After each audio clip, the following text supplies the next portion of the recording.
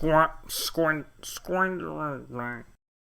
Lions squad is officially picked this week, and we are carrying on our countdown through Andy Farrell's selections, looking at who we believe he is likely to select in the back three, with the back row and then a final squad rundown to come in the next few days before a live stream on the day itself. Time to dig into the wingers and fullbacks who might be going on tour this year. I think there's two names that stand out above all else, who are James Lowe and Tommy Freeman. Yes, it's interesting that's where we start. Yeah. So James Lowe in particular, I think is, firstly, he is an exceptional rugby player. He is. And secondly, he fits the Andy Farrell game plan. He does. And I think that those two things, if he had one of those two things, he'd be on the plane, right, as a system player or as a rugby player. But he has both in abundance. You look at this Six Nations, he came back from injury, and there were question marks over whether he would be fit.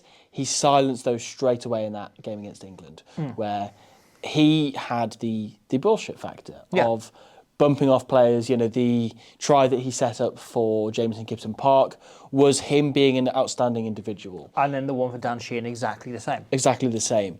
But the main reason why he'll probably be on this Lions tour is nothing to do with that. It is to do with, mainly, above all else, his kicking game. The fact that he has the biggest left boot that you've ever seen, that Ireland use him on exit plays on the left-hand side of the field to just get the ball gone. His kicking game for length is absolutely outstanding. And additionally, when they do, which Ireland don't do regularly, but when they do go for the aerial contest, he's really, really good in the air. He's really good under the high ball. Yeah.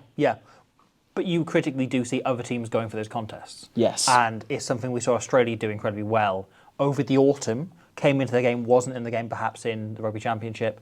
Over the autumn, they started looking far more at those area contests, and having the likes of Swirly really target those, and having someone who can counter that out is going to be a critical part of anyone selected in this back three. James Lowe, brilliant in the air, brilliant at organising an attack as well. Andy Farrell really likes a winger to come in and play essentially as a second 10, to do bits of game management, and James Lowe does that brilliantly. He can do that to a T. I think he is absolutely on the plane. He's absolutely one of the 6 or 7 names we're going to bring up here. Yeah, I think, once again, he's one of those players who will, if there is a default test team, he's probably in there, just because of Andy Farrell's familiarity with him, and more importantly, the fact that he knows he can get us out of trouble. Yeah. He can spank that ball long. The other name, then, is Tommy Freeman, who scored a try in every single one of England's Six Nations games. Currently, I went through every winger roughly in contention. I think there's, maybe 25-ish wingers who probably will come up in these conversations. And of all of those, Tommy Freeman has the highest try scoring rate this season, right? Like, his return has been absolutely outstanding. He has scored a total of 16 tries from 24 games this season. That's, 0.7 tries per game.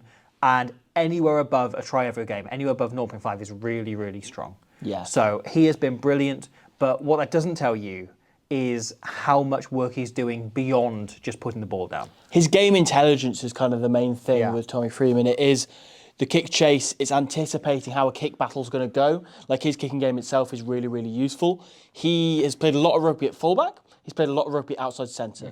He, most importantly, knows what the players inside and outside of him will want and expect of him. He's asked to shoot out of line a lot with England, but he usually does it at the right times, where he's not stitching up Henry Slade on his inside. He's not stitching up potentially George Furbank or Freddie Stewart, Marcus Smith, whoever's behind him.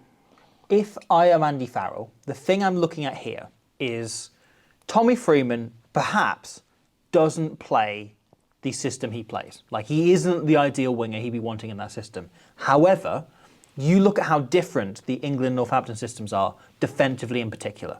They're completely different roles to the winger. Like, they are night and day different, and there's differences in attack, though they're less drastic. Tommy Freeman has, with absolutely no difficulty whatsoever, slotted between them, in the way that we've seen Ollie Slyholm struggle a bit in going from the Saints defensive system, which he's perfectly fine at, to the England defensive system, where he struggled and looked exploited a handful of times. And perhaps he hasn't shown he can adapt that way. Tommy Freeman, absolutely no issue whatsoever.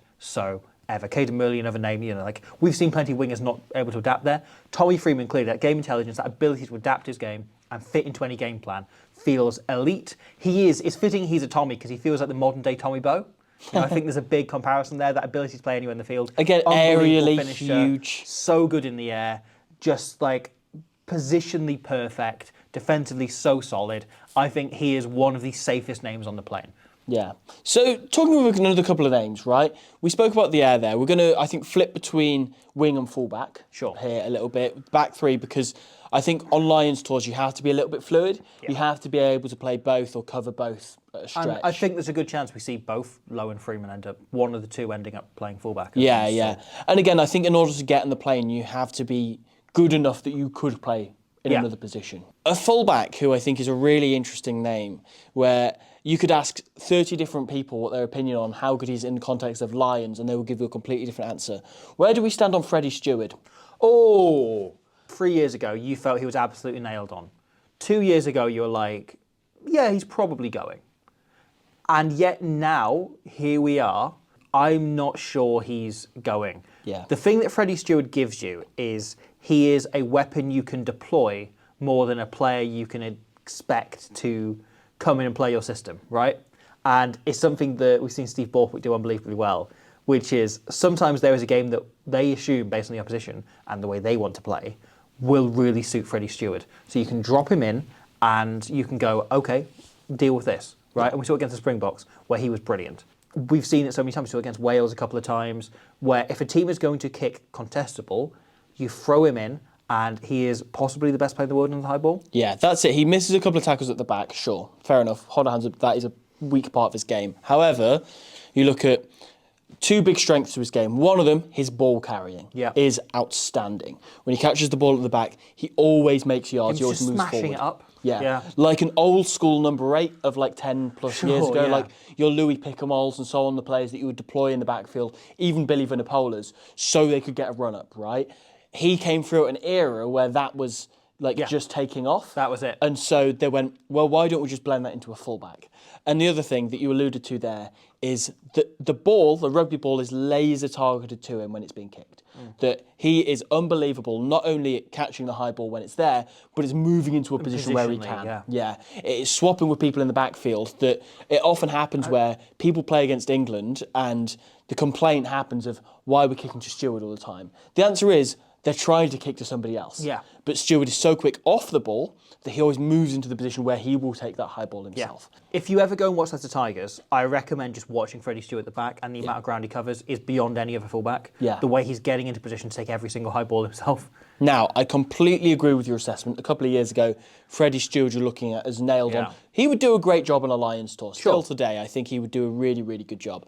But the question then becomes, because there is a lot of competition in his position, that you could just easily leave him out. The question then becomes about what Farrell would make of him. What Farrell could do with that. He's got a real point of difference that no other player we're going to talk about today does. So I'm going to just put a pin in Freddie Stewart, come back to him in a moment, okay? And I'm going to talk about another guy who is really good in the air, and that is Mac Hansen. Yes. So Mac Hansen starts on the wing for Ireland usually, plays essentially like an extra fly half, calls shapes often from the wing. He's a former fly half himself. He's a former fly half himself. Fly half. Has played everywhere in the back line other than scrum half. He's also Australian by birth. Yeah. And has a little bit of insider knowledge, something we sort of Duan van der Merwe on the last tour guide on the Lions tour, potentially. And there's something you can bring up there. You can chuck him on the DVD, be great on that front. You know, we've seen it in a few past tours, right? In 2017 and 2021, they had natives go, right? Like we saw, you know, Jared Payne and so on travelling out. I wonder if there's something there beyond also just the... Because you do have to think about these things when selecting a squad, right? You want it to be cohesive. And he's also, by all accounts, a great character. Yeah, loves an F-bomb in an interview. Yep. And fits the mould of what Farrell wants from that. He is one of the most Australian men ever, isn't he? For a guy who plays for Ireland. The most Australian man to ever be Irish. Yes, And he's not even on residency. Like, he's also just Irish. Yeah. He is the absolute mould of what Farrell likes in a winger. He is quick, he finishes incredibly well, but also he never just stays on his own wing. And he is always out there and looking for work, and not just in the sense of he's carrying more. He is organising the shape around him. He is working as that second fly half. He's distributing. He's always involved, and he gives you a second pair of hands to run the team beyond the fly half. Yeah. And I think he is very safely in there. There's a few players who can fill this role, obviously floating about. There's Calvin Nash, who I think would do a great job of going on this tour. I think his chances are probably quite slim because he is competing with Mag Hansen. He's a really smart player, though. Yeah, he comes in and he does that kind of game distribution role of acting as a second fly half incredibly well for Munster. You've got a few of the fullbacks can come in and play that role, and we might see potentially someone that's travelling as a fullback and fought as a fullback and plays for the nation as a fullback ending up on the wing to play this. However, Hansen is the out and out, the key guy if you want someone who comes in and is a second fly half because Steph Evans isn't going to be travelling. 100%. You say that Hansen's an extra pair of hands. Above all, he's an extra pair of eyes. Yes. The fly half has enough to look at and only has one pair of eyes, right? And it is somebody who can off the ball call where that space is. I've got a really good example here where Ireland go here for a two-phase setup. They crash up on the first phase and then they box kick on the second phase. They use both Hansen and Ringrose in the midfield to chase. They're right next to the scrum half. They're just onside from Gibson Park's kick and they just rush up onto the ball carrier and they pincer in one left, one right, and Hansen just targets not the ball carrier but the blocker. And they get the penalty out of this and they kick it to go 3-0 up, right? Once again, here, later on in the same game, this isn't a pre-called set play. They are going through the phases and Hansen himself looks up, sees space in the backfield and goes, Gibson Park, like next phase, hang it just here. And he does that, he runs onto it, finds loads and loads of room back here. That as a role for Hansen is absolutely outstanding, that he can scan the backfield for the 10, who's got enough to run in the attack. And that does make me think that could be a point in Stewart's favour.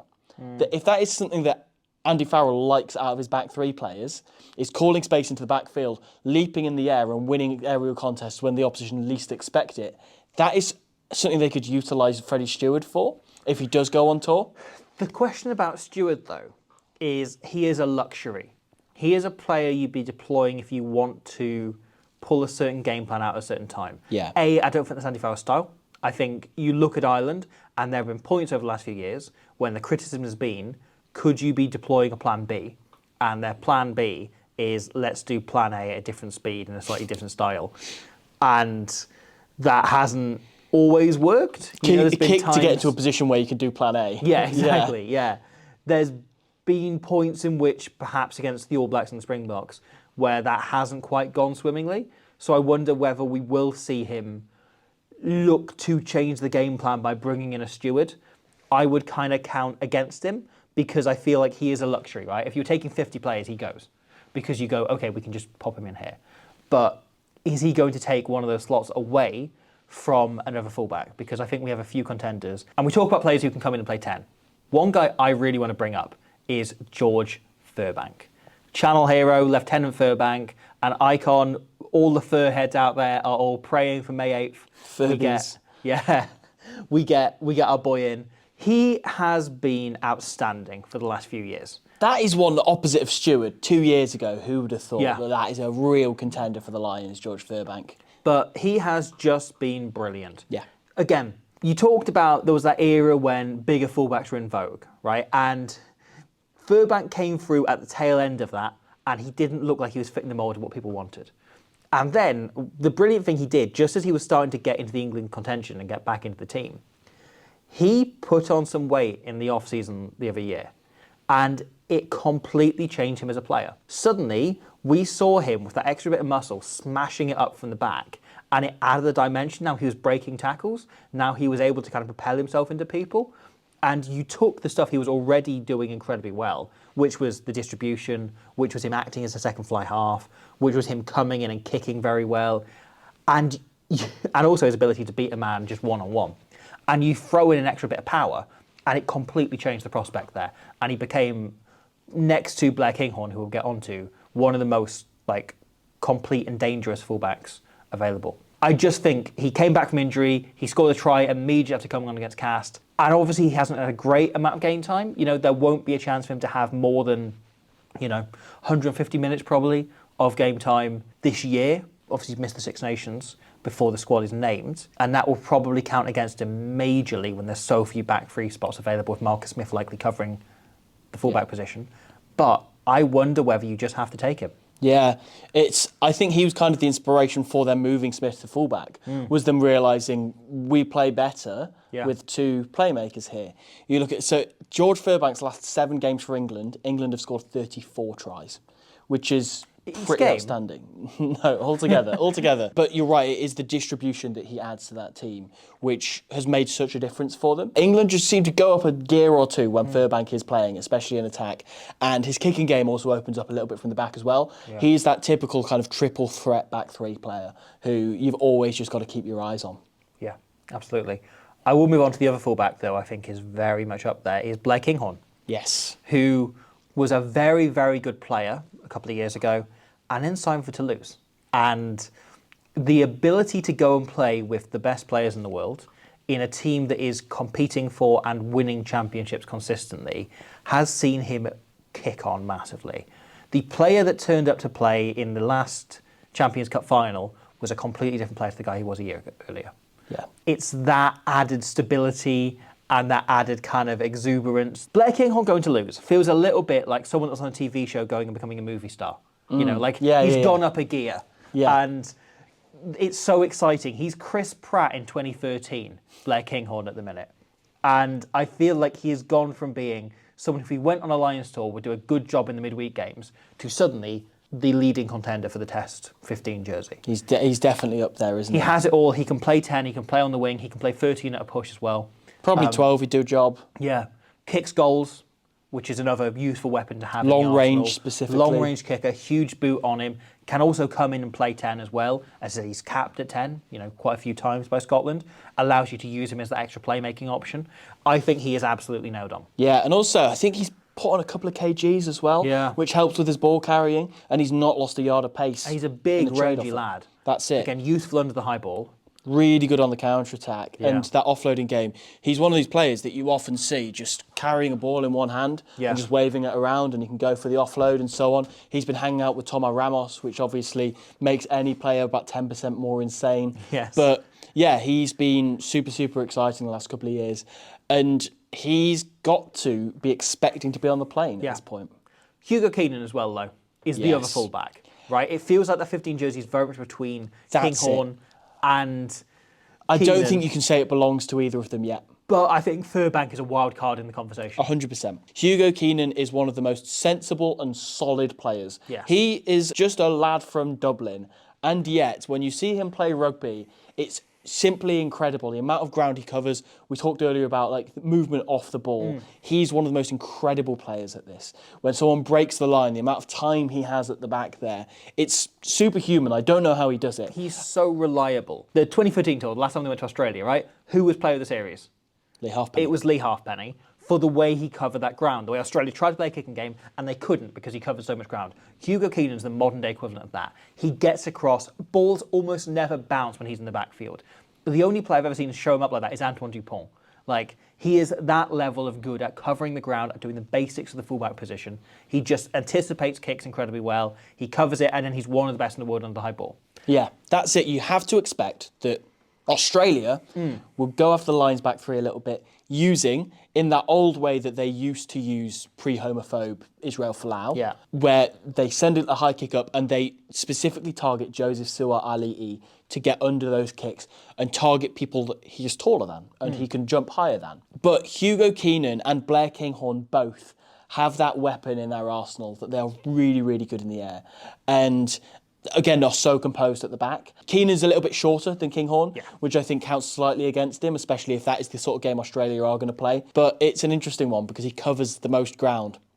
I think there is a question mark over the fullback position because everywhere else you can look at the way Ireland play and get an impression for the kind of player Andy Farrell likes. With fullback, if you go over the last few years, right, before Keenan came in and really nailed his spot down in sort of late 2021, Ireland went so back and forth on who they played at fullback. They were playing Jacob Stockdale there. They were playing players with just completely different identities back and forth.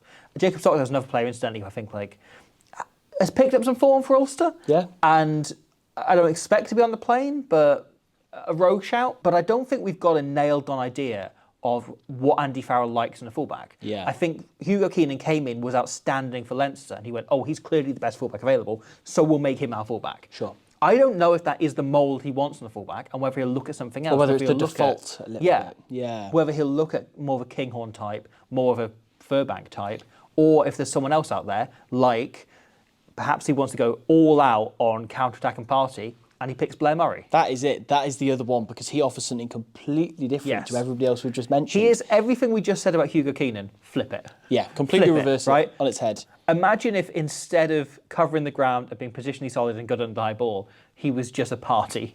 That's it. You know, you look at Blair Kinghorn and we're like, you know, great in the air, really good long-range goal kicker, offloading outstanding. Blair Murray can do cartwheels, mate.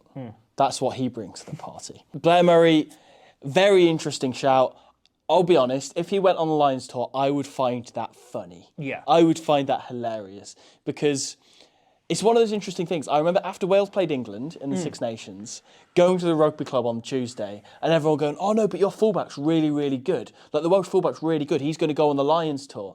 And I was like, yeah, but Is he? Is he? Because from like a neutral perspective, what you see is the chip and chase that he just does every time he gets the ball. Yeah, the beating 6 defenders out of nowhere. Yeah, his defenders beating stat are unreal. He set a Welsh record for most defenders beaten in a Six Nations game. Outstanding. Yeah. Outstanding at beating defenders. But defensively, he is not as good as a Keenan or a Kinghorn. No. He's probably international standard. I wouldn't say he's Lions standard. Yeah. You look at that Ireland game where he broke that record, right? He then misses a very simple tackle that leads to an Irish try that in the end loses them the game. Against England, he was phenomenal with the ball in hand, and yet there were several moments of him not covering the ground, not getting there. There was a lot of space at the back in that game. I think there are too many cons against him to have him seriously there. However, there is one other element I want to throw in, right? Which is similar to Mac Hansen. He was a 10 at age grade level. He signed for the Scarlets as a fullback /10 and has ended up playing on the wing a lot. But is Andy Farrell going to look at him and use this phrase again, the raw materials, and go, oh, there's a guy I want. There's the budget Mac Hansen who we can bring in and have play that same system where he comes in and organises the attack and acts as a second fly half. Midweek Mac Hansen. Yeah, midweek Mac Hansen. Is that what they're going to look at him as? And they go, never mind. Mac Hansen off Wish. What we're looking for here is someone who can play the game plan in the midweek team and isn't in test contention. We don't want him for that. We want him so we can have consistency of game plan when we're missing individual players. That is the one level that's a good on shout. which I can see Blair Murray going. That's a genuinely great shout. Yeah. The thing is, though, like, I can see the world in which Blair Murray gets selected. I would find it funny. Yes.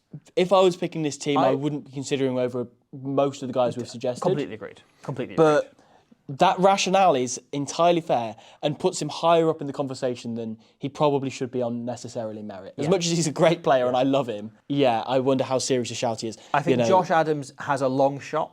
I think because he is technically so good in terms of kick chase. And experienced, been on a Lions tour. And the other thing is, right, if we go back to those stats of how many tries players have scored this season, Tommy Freeman is number 1. If you're going through the top 5, how would you round these out, right? And we'll click off some of the other contenders by doing the top 5 players that scored the most tries per game this season, club and domestic, or domestic and international. Oh, go on then. So Tommy Freeman's number 1. Who would you have elsewhere in this top 5? Darcy Graham. Darcy Graham is number 4. Okay, Doan van der Merwe.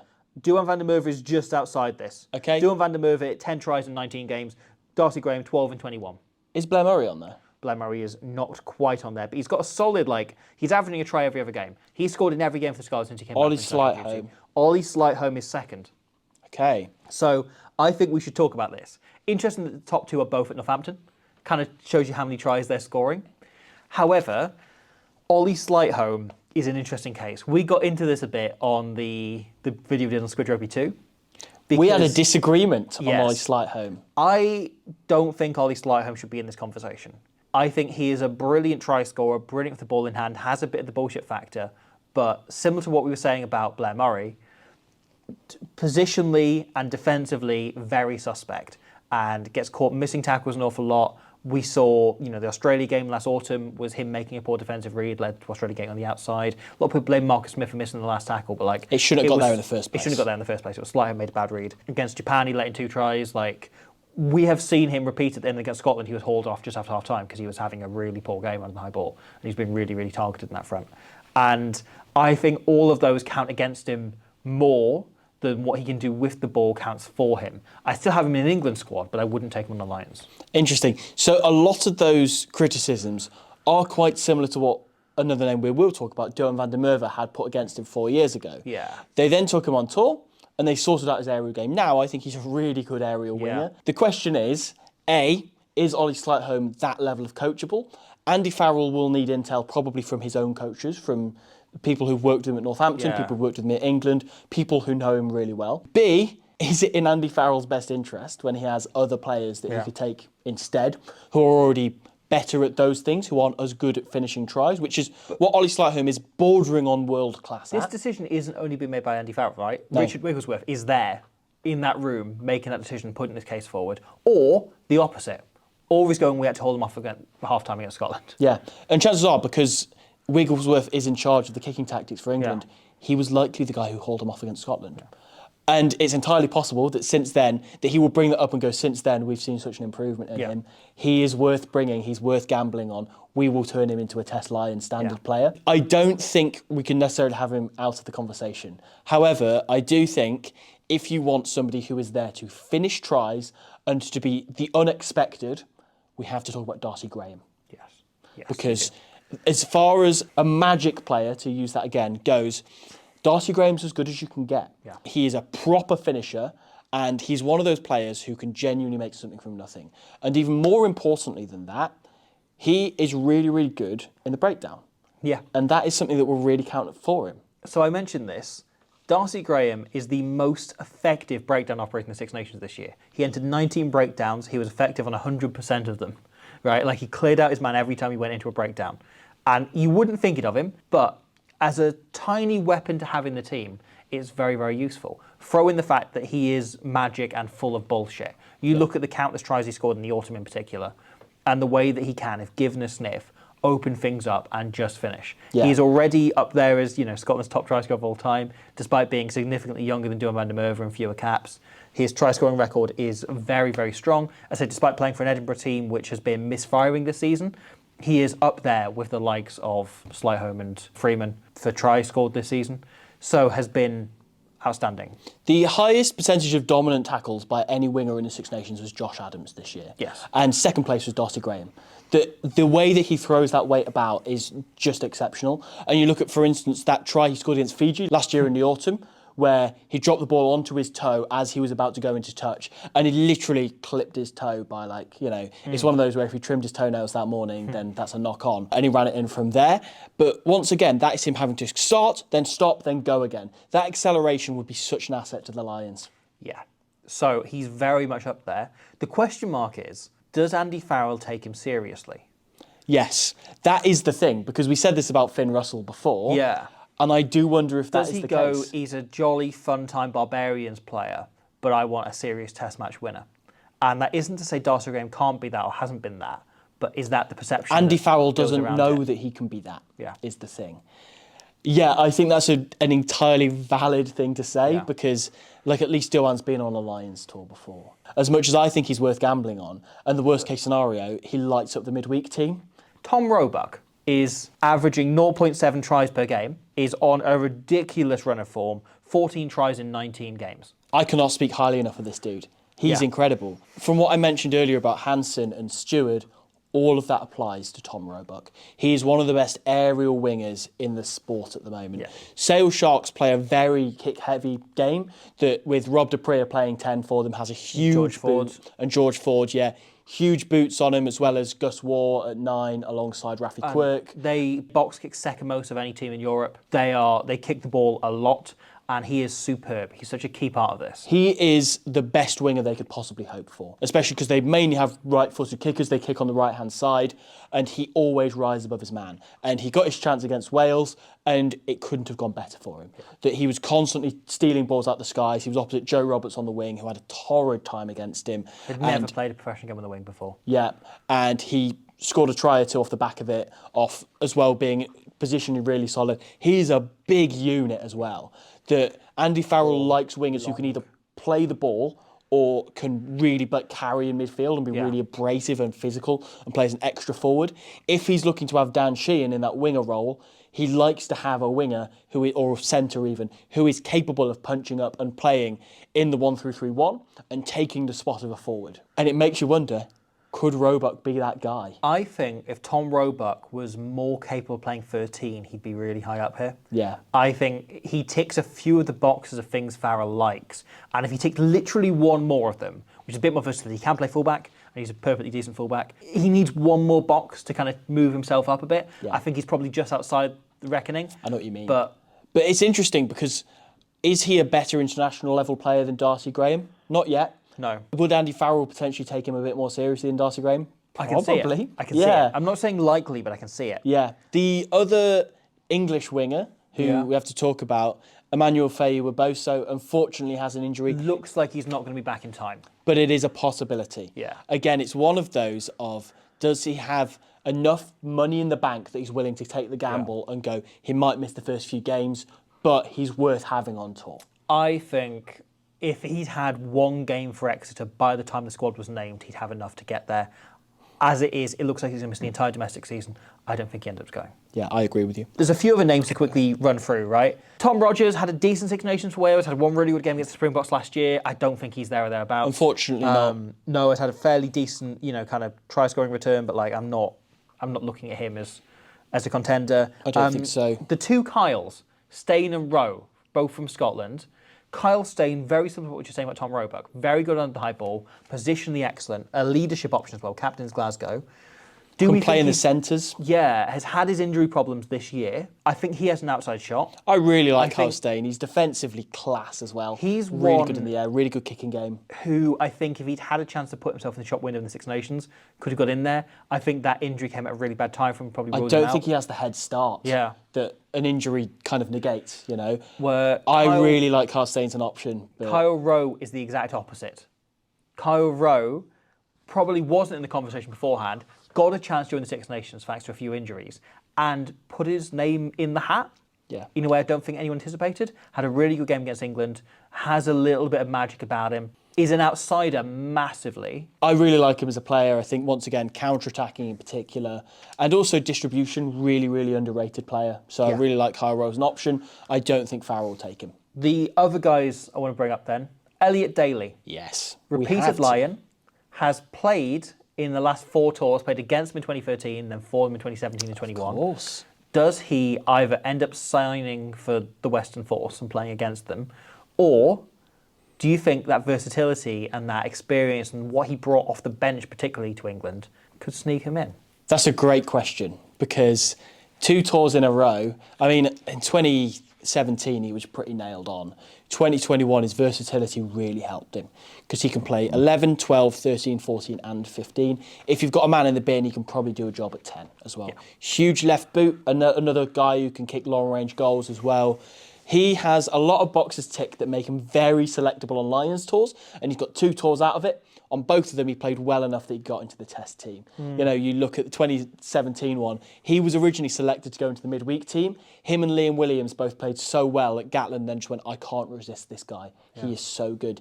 And they ended up playing at 13 in the 21 tour in the first test.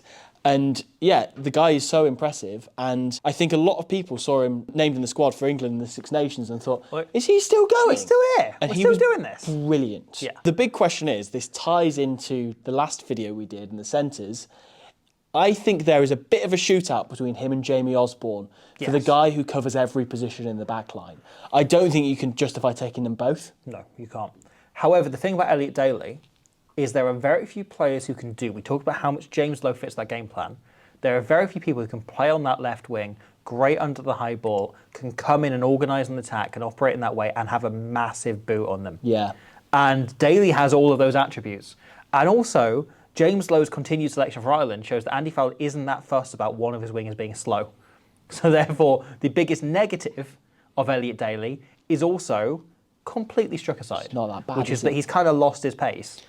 But that's not really an issue anymore. The game plan allows. If you pit him side by side with Osborne, Osborne knows the Leinster system inside out. It's a really good distributor. They both have the big left foot, which is kind of the important bit of this. Daly has experience, is kind of the big thing in his favour, and also the goal kicking is another factor that might come into it. It's a very tough pick between those two. Yeah. There are 2 other guys I think need to come up. George Hendy, obviously. No, though He's I've heard very worse, good. I've heard worse bolter shouts. Than I George hope he Hendy. goes with England on tour this summer. So Keelan Giles, no, Liam Williams, who again been on a couple of Lions tours, reliable option. Only played the one game in the Six Nations. Is going to be back from injury by the end of the season. An outside chance. However, the other guy we haven't mentioned in anything other than passing, Duan van der Merwe. Yes. Who went on the last tour, ended up playing all 3 tests, is someone who can produce bullshit out of absolutely nowhere, attracts 2 defenders or more than anyone else in Europe, and is one of the best finishers out there. Scotland's all-time leading try scorer. Yeah. The bullshit factor is big with this one. Most tries you see Duan van der Merwe score come from nothing.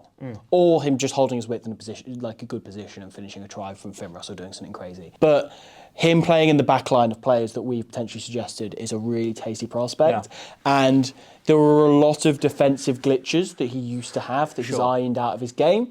It's entirely possible that Joe Schmidt finds some more that we don't yet know about. However, he has picked up an injury and is probably not going to play for Edinburgh again this season. And there becomes a question mark of, is he going to recover midway through the tour? He probably becomes a situation similar to a few of the others we've talked about, where Andy Farrell is probably in touch with everyone at Edinburgh and going, where is he? If he is back for that opening game against Argentina in Dublin on the 20th of June, he probably ends up going. However, I think even if he misses just the one game, do you leave him at home? He's too good a player to not consider heavily. And another thing that could count against him is both him and James Lowe are left wingers. Yeah. A lot of people will pick their Lions teams and have those 2 as the wingers because they're the 2 best players and they offer different things. But James Lowe, you can't move from the left because he's a left footer. That is part, like the whole point in him as a player. Fullback. I guess so, yeah. But he's like a left fly half, James Lowe, essentially. Yeah. And Duan van der Merwe is somebody I've never seen play on the right wing. I don't know if it's the same. I think it's his left foot step, the right-handed handoff, are kind of the things that he mainly brings. And who knows, he's probably just as good off the other side, but we don't know that. We've not seen him play there internationally or at club level. I guess there's 2 more names that we can bring up. Both of them, I think, qualify as bolters. Mike Lowry. Mike Lowry. He's got to go. Again, he can cover 10. He can do the lot. He's just like if George Furbank was 5'4", essentially. Yeah. People have commented on our last video about this, saying Henry Arundel. Yeah. So we've got to bring him up. He's extremely quick, very good at the bit of rugby where you catch the ball and run towards the try line. Yes. And I'm happy to leave it at that. Fair enough. Yes. Also, right, I'll bring up his stats. Right. He scored 3 tries in 15 games for Racing this season.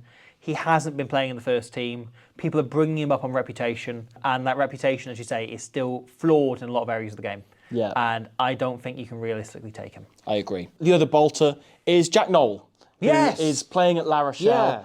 Really good player, an option at 7 as well, according to Eddie Jones. But no, also plays centre and fullback. Yeah. Has been on Lions tours before. Unbelievably reliable, so good positioning, defensively one of the best wingers out there. Was a great Lion in past as well. Great finisher, been on 2 tours, played in the test. Super strong, is a good option. We can't just completely ignore him. I think he's very much an outsider, largely because of geography of playing in La Rochelle. Has disadvantaged him, meaning he's not been playing for England. 4 tries in 18 games for La Rochelle. Yeah, there we go. Not the best strike rate for such a good team that he plays for. Though, admittedly, they've had a weaker season this year. They have. But regardless, he's a good enough player that you have to talk about him. Yeah, I think that's a fair shout. Okay, so we're probably looking at 7, though it might be 6 if you take someone as a utility option, if you use Marcus Smith perhaps as the fullback option. Or that Jamie Osborne option as well. Yeah. We'll talk about in the centres. Shall we say, because we want 5 centres, should we take 7 back 3 players? Let's start with 6 and then potentially add a 7th, I reckon. Okay. It might be 6 and a utility player, I guess. Yeah. Okay. So James Lowe and Tommy Freeman are in. Yes, they are. Mac Hansen is in. I think Mac Hansen is in. Yeah. Duhan van der Merwe? Okay. No, I think there's a couple more players are in. Okay. I think Hugo Keenan is in. Yes, he is. And I think Blair Kinghorn is in. I agree. That leaves potentially one other winger. That leaves one other spot. So I don't think we need another fullback in there because there's enough cover throughout. Yeah, because Lowe can cover fullback, Freeman can cover fullback. So we're leaving Hansen Blair can cover Murray fullback. at home? Blair Murray, I think, stays at home. Blair Murray is probably cover in the very particular circumstances that Mac Hansen gets injured. If anyone else gets injured, I don't think he's picking up his phone. That's a fascinating theory. And even then, I don't think it's likely. I still think there's a few players above him. But yeah, George Furbank, very unlucky to miss out. I want to take George Furbank, but I think he probably is the next. Stewart stays at home as well. Yes. Ooh. So if we've got one other out and out back free player. Yeah. It's a shootout between Duhan and Darcy, isn't it? Yeah. Duhan's injury, does it count too far against him? Maybe it does. If that's a 50-50, if those two are neck and neck at the moment, and one of them's injured, you have to gamble on Darcy. Yeah. But at the same time, as you said earlier, does Andy Farrell take him seriously? But does he take him seriously enough that he would take him, he would leave Duhan at home, he would leave Tom Roebuck at home? Or do you, considering there's a few back row players who can cover centre if needs be, so we've seen with Benno, Tipperic's obviously going on the tour, Jack Doris Morgan, has played centre Doris, for Dartford Island. There's a bunch of players who can fill in there. Jack Knoll, who's obviously probably going to go to 7. Do you take an extra back rower and drop a spot here and take that last spot as a utility player? Have somebody who can play forwards and backs. Osborne. Do you take Osborne or Daly as that extra option and then allow you some versatility as an extra back rower because they are more attritional positions? Wouldn't go down well if we left both Duhan and Darcy at home, would it? No. I think if Duhan van der Merwe, if you have assurances he's fully fit and available for the first game, I think it's him. I think he's in. Let's put Duhan in. Let's put Duhan in. If he's injured, then you're looking at Darcy Graham. If he's injured, I think you're probably then taking Daly or Osborne. And I'd be leaning Daly, I think, just because we've talked about him more here. You've got I think you know who I'm leaning towards between Daly and it is Osborne. Yeah. It's really tough between them because I think there's a level of, if you're a Lions player there, if you're a youngster who gets called up and you're on your first Lions tour and you are under the sticks, you're struggling in one of the tour games, who do you want next to you at fullback to pull you out of that situation? Do you want an incredibly talented youngster or do you want someone who's been on 2 Lions tours before? It's a very good And point. there's a level of that with Elliot Daly. However, Osborne knows the system, is younger, still has his pace, and probably is, on balance, quite possibly the better player at the minute. But doesn't have the experience, doesn't have the nous of Daly. I think it's really tight between those two. But are we going to go 6 and we're going to take Duhan van der Merwe as our... That's what I reckon. Okay. Yeah. And then we'll potentially leave another spot open and we'll do that at our end of video, Okay. I reckon. So we are saying, to summarise, James Lowe, Mac Hansen, Tommy Freeman, Duhan van der Merwe as the wingers. Yeah. Then 2 fullbacks in Blair Kinghorn and Hugo Keenan. Yeah. Okay. Pretty happy with that. That was much tougher than I thought it was going to be. Leaving Darcy Graham at home would be bloody harsh, wouldn't There's it? so many players who could go and just very unlucky. Yeah. But then again, it's never over. There's always going to be injuries. There's always going to be an availability. It's an ever-changing and unpredictable thing, a Lions tour. I believe the average is, 9 players get called up on Lions tours. It's something ridiculous. The turnover rate is massive, so there's a good chance many of these players end up playing for them yet. Could have a role in the tour yet to come. More guys who will have a role in this tour to come tomorrow as we look at the back row, the big one, a full hour on the back row tomorrow. Then we'll go through our final squad and name our captain the day before the game, the announcement itself. And we'll do a live stream before that. There's so much coming around the Lions. We'll then do reactions. We'll look over that. We'll try and analyse the squad, try and break down next week how we think they're going to play. So much Lions stuff to come. And then we are, I promise, between the tour, going to do some stuff that isn't Lions related if you're, not from Britain and Ireland or Australia. So stick with us. We'll see you soon for more rugby.